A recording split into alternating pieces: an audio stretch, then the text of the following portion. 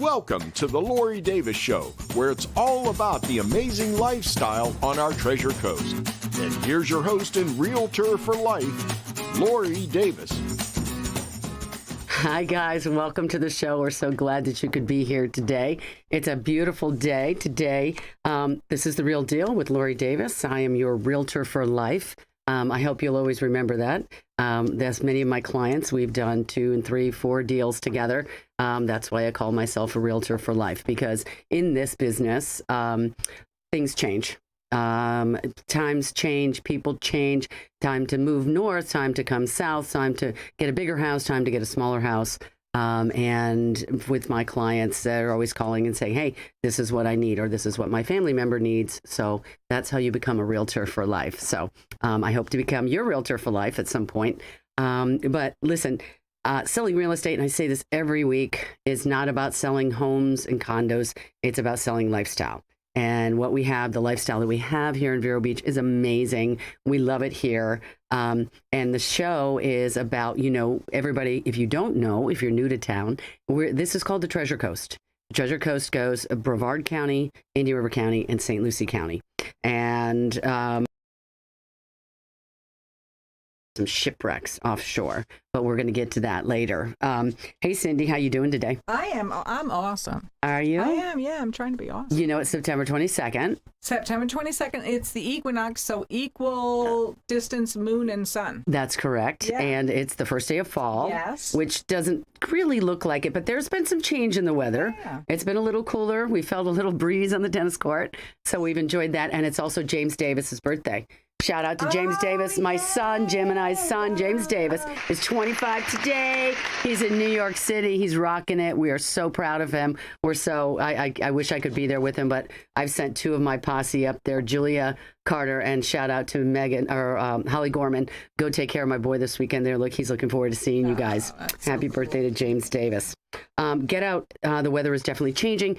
We got 2 things going on this weekend. I know for you people that listen on Sunday, this would have happened the day before, but there are 2 things that we get out on Thursdays for the weekend. One is Lines in the Lagoon. This is the weekend that the kids are going to go out and they're fishing. It's a tournament for children from kindergarten, literally fisher people, from kindergarten to 12th grade.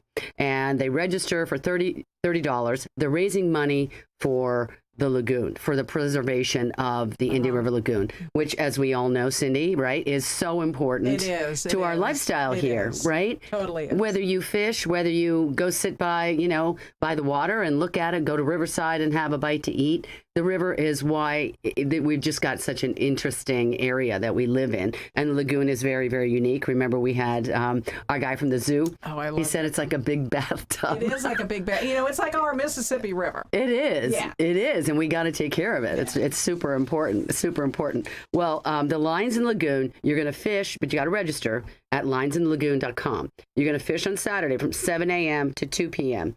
They will give you a wristband when you register, and they're going to give prizes for. And again, these are kids that are going to fish. And one of the other amazing things is these are high school students that manage and continue to manage and support this initiative. I think it's great because it's been handed down from brother to brother to brother to brother.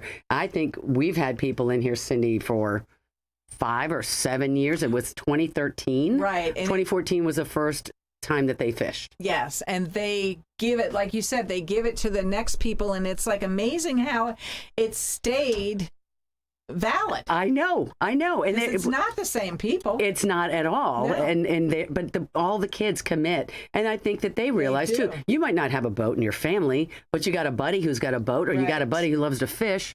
And it's so important. I just think it's really, really cool. And they're giving out prizes for the largest snook, the largest sea trout, the largest redfish, then the youngest angler, which I think is super cute. Yeah, they had like, what, a 5-year-old? Yes, yes. Well, as long as you're in kindergarten, whenever the mom sent you there. Right. The ugliest fish. Yeah, that's my favorite. I know. The mystery fish. The mystery fish. The mystery fish. Like, people pull up these things like, where did you get that, right? Because you don't have to actually bring the fish to... No, it's catch and release. It is catch and release, and you show your band, and you take a picture of the fish, and you obviously measure it out. It's super cool. It is totally cool. I think that's a great a great cause. Love those guys. Love what the kids are doing, and keep up the good work. I'm also a sponsor of that. I'll be there on Saturday. Oh, so good, yeah. maybe you want to go with me? Yeah, I might do on that. Saturday afternoon. Yeah. It's Saturday afternoon about 3:30 at American Icon. Oh, So right. shout out to American Icon. Yes. That's good. Maybe you'll come with me. They need one of these. They need What? that. They do. They do. They I do can't a wait good to see job. it. I think it's just so fun and cute. Anyway, the other one is the Coastal Conservation. These are the turtle folks. They do a lot of things for the turtles on the beach. They count, they clean up, they do a lot of that. But 1 o'clock on Saturday is a recycle derby at Walking Tree Brewery. Oh, yeah. And the teams are on the way. They're going to go through an obstacle course in a homemade recycled vehicle. I wanted to do that. They're just taking junk and making something, and your buddy's going to push you through. I think that would be fun. Well, you know what the kind of the thing about that is the whole apparatus has to be taken apart at the end of the race. Yeah. I'm like, what are they making this stuff out of? I It's know. crazy. Oh, it'd be super fun. It'd be super funny, too. Yeah. Maybe we do that, and then we'll go over to American Icon. Yeah, I wanted to do that. We could do that. Yeah. We'll see. Oh, you want to make one? Yeah, I wanted to be in it. Absolutely. See, I have nothing. I could do nothing like was trying to that. figure But out I what can encourage you and push you through the course if that's what you want to do. Next year. Yeah. Next year we're in. We got Next year we're in. It's like the Macy's parade a year in advance. we're There you planning. go. Well, we'll get to see. We'll go and scope it out. Yeah. And see what people are doing. Sneak up Like, oh, we there. could do better than that. Right. Right. Anyway, it's coastalconnections.org. And if you want more information, 772-226-0133. So, DSRE by the numbers.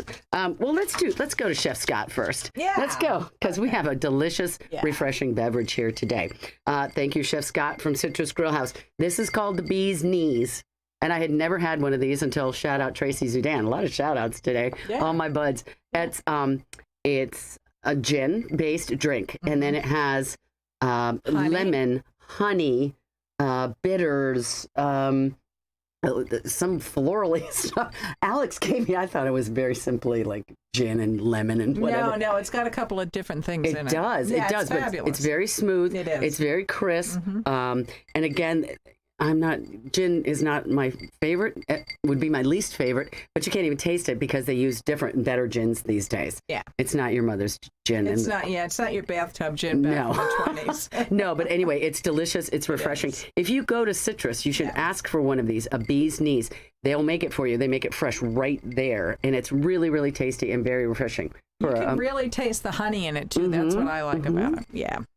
Really good. Thank you, Chef Scott. We always appreciate you guys supporting us with beverages.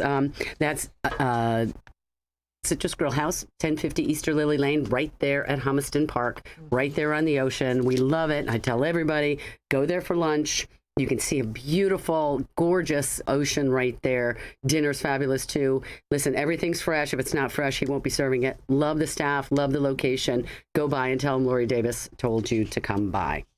DSRE by the numbers. Year to date, we have sold $678 million, 20.2% market share. So that's up. That's up. Yes, we're up a little over. Yeah, we got almost a full point up.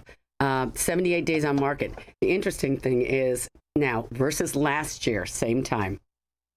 At this point, Cindy, we had been 792 million. 792 at this point It's last year. It's $114 million more, or anyway, over $100 million more. That's when it was crazy last year. That was 2021. Right. There was so many people were just absolutely in movement, in transit, in motion to buy or sell. I'm going back north. I want to be with my kids. I want to be in Florida. We love the tax base. There was all sorts of stuff going on. So it slowed down. Okay, for people who are just now putting their houses on the market, there was a pace last year that was so great. Now, at that point, too, we'd had 1,423 transactions. Right now, it's 1,043 transactions. So there just were more transactions. There was more volume, and it was a frenetic pace. And that's when we had multiple offers, right, Cindy? Yes. It was actually loco. It was stressful for buyers and sellers to be in it. It was because houses were selling in the hours. Within the hours and over list and all of that. Yeah. So the good news is that has calmed down now, just so you know. That was a peak. There was a peak, and now we've kind of leveled off. For the last 3 months, though inventory is slightly down, we're still holding at about the same amount of inventory, okay? So what I can say to sellers is it may not be that the number that your neighbor got 6 months ago might not be your number, okay? We can't just keep adding on to that. It's not what it is. Yeah. It has to stabilize. And buyers are not overpaying. We have very few multiple offers, some, but not many. And the buyers are negotiating, right? They used to be, they just said, we want to inspect.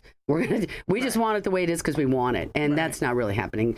I think I read something today, like 95% of the buyers are inspecting. I would always advise, even, that my buyers inspect it. I mean, all we want to do is take a look at it and find out what we're getting. We're not trying to, as I represent the buyer. And I tell my sellers, they have the right to inspect it. I mean, goodness, they would want to know, wouldn't you want to know it was? Yeah, what you were buying. So anyway, inventory is stabilized. Buyers are negotiating.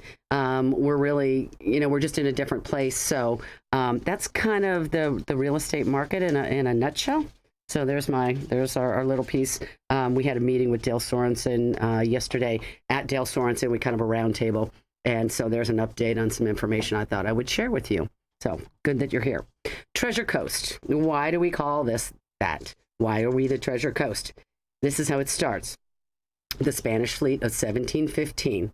There were two fleets.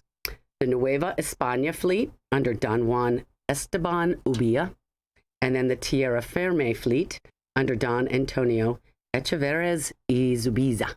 How about that, Cindy? Yeah, say that. You did good. I did good, right? Yeah. Okay. Yeah. So everybody knows in Vero, right? You've been here, for God's sake, almost all your life. Right. Right? Yeah. Okay. On July 17 in 1715, there was a hurricane. And these two fleets were coming from Cuba. They came around. They're headed back to Spain. So what they're going to do is they're going to take, what's the current that goes? The Gulf Stream. The Gulf Stream, right? So they're heading from Cuba. They head over to Florida, cutting up the coast. Boom. 1715, July 17th, a hurricane hits.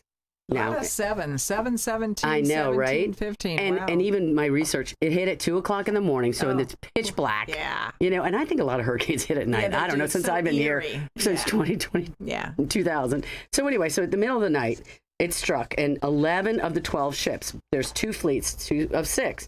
11 of them sink. Now, one that's super early for hurricanes. We generally get it like August and September when it gets hotter. So I thought it was interesting, meteorologically, that it was so early in the season. And the one that got away, there was one French frigate that called Le Griffon that sailed with the fleet. The captain was unfamiliar with the Florida waters, so he stayed offshore where the guys, I'm sure they thought coming in to get out of the hurricane. Yeah. And the ones that came in, 11 of them crashed. Yeah, they sank. Yeah. And so that one ship did return to Europe. Now, those ships, and if you know the story, they were full of silver, mostly silver. And it was called plata in Spanish because they went to South America to get this. So this is how it goes. And people had asked me because I told them what I was going to talk about on the show. So anyway, Cindy, this is what happened back in the 1700s. Mm-hmm. So Spain and they were going over to South America to basically take all of their to plunder, right? Yeah, they'd gone over and they said, now you're Spanish land. Now we own you. Yes. So 2 fleets would leave Spain loaded with European goods that they needed here in South America. All right. And also the Caribbean islands. So once they were guarded by military ships, right? Because they also knew that when they got the goods, they also had to be protected because there were pirates and lots of people out there. Absolutely. They knew they were there. Oh, of course they did. Even without the internet. I know. Exactly. So anyway, what they were doing, obviously they were taking silver from Mexico and Peru and bringing it back to Spain. Now 2 fleets bound for America would sail together down the coast of Africa from Spain. They'd go to the Canary Islands, pick up some provisions, and then cross the Atlantic. Okay. Right? So, and I love geography. So now here they're sailing across the Atlantic Ocean, and then they get to the Caribbean, and the 2 fleets that I mentioned, they separate. Right? The new Spanish fleet goes to Veracruz, Mexico. Okay. Okay, this is on the Caribbean side. And then the other one goes to Cartagena. That's in Spain. And that's where, in Mexico, they loaded not only silver, but there was a valuable red dye called cochineal, and also porcelain and silk from China. And realizing that's coming on the west coast of Mexico. And then they would have people on donkey and other, people that they would bring it to the east coast so they could load it on the ships for the Spaniards, right? And we forget the dyes and all that stuff was very, very expensive. I mean, spices. I mean, that whole, the silk trade, and all of that, the spices, they were like gems, they were pearls, there were all sorts of things. So the Asian goods were carried over land to go Acapulco to Veracruz to go to Spain, right? Then the second fleet went down, the Terra Firma fleet, sailed to Cartagena, again, there on the Caribbean side, and they load from South America, and of course, especially silver from Potosi. And after loading was complete, then both ships sailed together to Cuba. Now we wrap it all up. Now both our fleets are back in Cuba. They're going to start sailing in 1715, and they crash along our shore. Yeah. And that's the story of the Treasure Coast. Yeah, right out there. Take it all in. I mean, I thought that was fascinating. It is. I didn't know all of it, basically because they had gone into those countries and said, you're now Spanish. They could take and plunder anything they wanted. Anything they wanted. But one of the interesting things I also saw was thinking about moving that product from where it was mined to the town, to the boats. Yes. That it became an economy grew up. Yes. Right? They had to have innkeepers for people to stay. They had to have people to serve food. They had to have people to move it. And so here we are in the 1700s, and you have a pretty decent economy in these countries, right? Yeah. In these big towns. So same thing for Mexico, same thing for Colombia. I thought that was totally interesting. It is. Real quick, then in the most recent story that Cindy and I were talking about was back in July 31st, 2015. Bring it all the way to the present. The 300th anniversary of the 1715 fleet, 350 gold coins, including 9 extremely rare coins, were found right off Vero Beach. Yes. In 2015. Yes. That's amazing, isn't it? It's got to have those. Well, they've been out there so long, right? Yeah. So, I mean, we'll talk a little bit about the Mel Fisher thing because, he was a big part of that. He was the guy. He was the guy. But anyway, man. I know.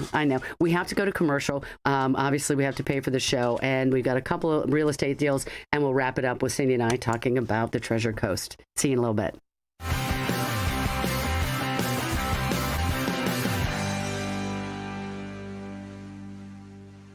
Celebrate the 50th anniversary of Riverside Theater this season, featuring Butterflies Are Free, Man of La Mancha, A Comedy of Tenors, 42nd Street, and Honky Tonk Angels. The more you see, the more you save. Receive 20% off with a subscription to all the shows, or buy tickets by the bundle and receive 10% off. See the new season lineup and get tickets online at riversidetheater.com. Celebrate the golden years at Riverside Theater. Something fun for everyone. You can trust Sandpiper Pest Control, serving Indian River, St. Lucie, and Brevard. Certified by the state of Florida to treat homes, lawns, and termites. Fully licensed and insured. Priced right, effective, and friendly. Hi, this is Joel, the owner of Sandpiper Pest Control. Sandpiper can solve your pest issues. No contracts to sign, just results. Call for a free estimate, 772-589-0204. Sandpiper Pest Control, a member of the iTex trading community. Your iTex dollars are welcome.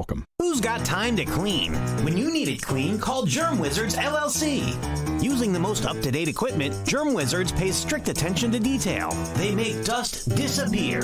Whether you need your office to sparkle, your home to shine, or you want to give someone a great gift, hire the Germ Wizards. It's easy to get a quote online. There's even an online portal to discuss details directly with your cleaning professional. Visit GermWizardsLLC.com. Make dust disappear. with Germ Wizards. ITEX, or International Trade Exchange, is the largest barter company in the world with over 25,000 members offering goods and services. We're a marketing company that brings you new business in the way of trade, with over 200 local members enjoying the benefits of ITEX, like lawyers, doctors, plumbers, media, printing, and more. Hi, this is Liz Bowler. Contact me and find out why barter through ITEX has been smarter for over 30 years.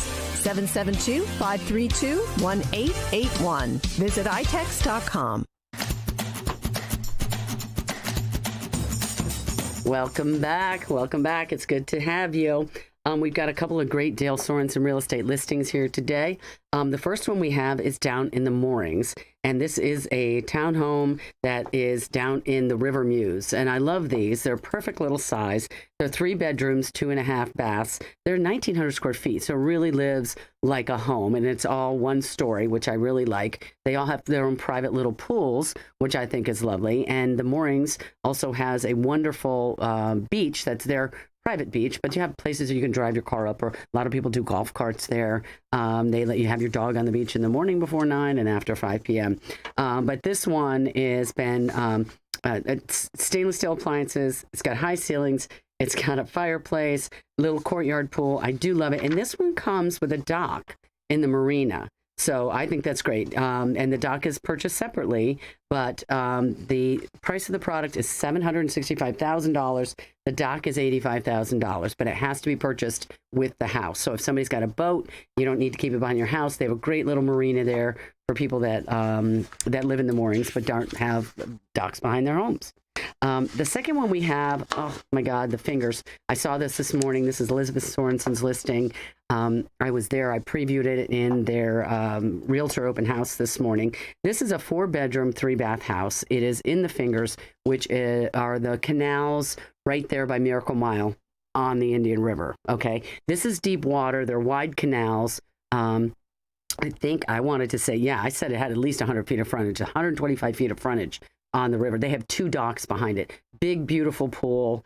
The house was built in 1968, but again, mine was built in 69. That concrete block, those older homes, ceilings are a little bit lower, but what a great location. The house is in great shape. It's been updated. It's fun. It's funky. It's very Florida. I think you would love it. That's listed for $1,875,000. I think that's a great price for the product in that area. If you're interested in buying or selling real estate, you know who to call. Me, Lori Davis, at 772-538-1828, and I'll be your realtor for life. Or you can go to my website at loritdavis.com, or you can just find me on the internet. I'm there. My number's out there, so if you guys need me, just let me know. So, Cindy, what you got? Talk to me a little bit about Mel Fisher. You've been around here a long time, and so has Mel. So Mel's big deal was he was the person that was the, I don't want to say infamous, but the perpetual ship guy looking for ships. Yeah. He was always out there treasure diving. For 20, 25 years. Yes. I don't want to talk his business, but something like that. Yeah. And he finally, with his maps and whatever, figured out where the Etosha, he got the Etosha. That was the name of it. So the United States government said, okay, Mel, you got that. Well, that's ours. It's not yours. That's a... I know. There was some Florida state law that was... I'm going to have to go over that and research it. Yeah. So he was like, well, you weren't the one there for... And I'm putting words in his mouth. Yeah. You weren't the one there for the 30 years eating sand, whatever, feeding my kids, whatever, crawdads or something. Yeah. And I was the one that put all the money in. So, no, it's mine. And then it's a landmark case, and he did... He did. Fought it and he won. Yeah, he had to give a certain percentage up to the Florida state. All that, but no, I mean, he did. And he's like, listen, I've been on this for 15 years. And the Etosha was down in the Keys. Yeah.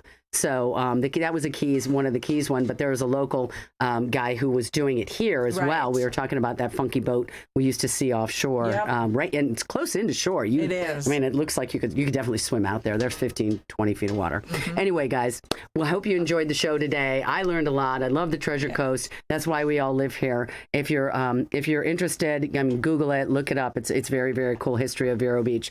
Listen, thank you for being here. Be safe. We're happy you're here. We will be here next week. We hope you have a great day, a great weekend, and we'll talk to you soon. Bye-bye.